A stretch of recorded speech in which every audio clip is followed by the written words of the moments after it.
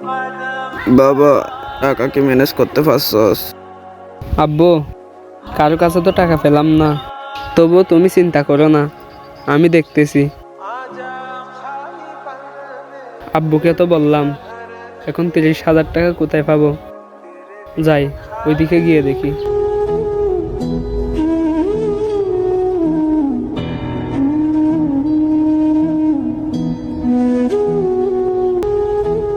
কিরে বন্ধু, আসতে তো লেট করলি কেন?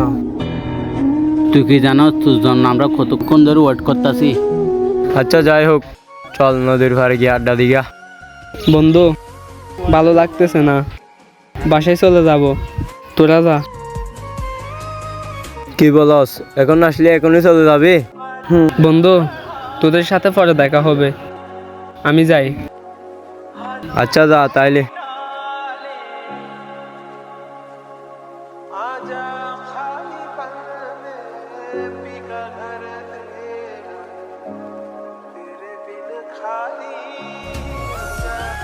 বন্ধু, তোরা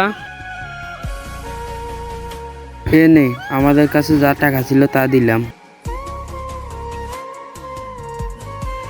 আর এই মোবাইলগুলো বিক্রি করলে 20,000 থেকে 30,000 টাকা হয়ে যাবে। যা তাড়াতাড়ি গিয়ে মায়ের চিকিৎসা করা।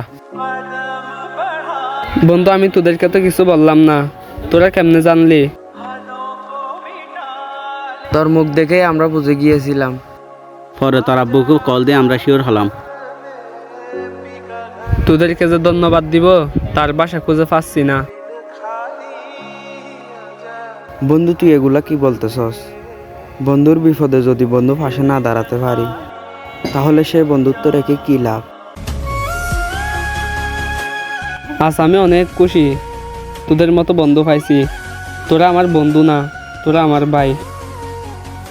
থাক, এত ডায়লগ মারার দরকার নাই, চল আমরাও যাই।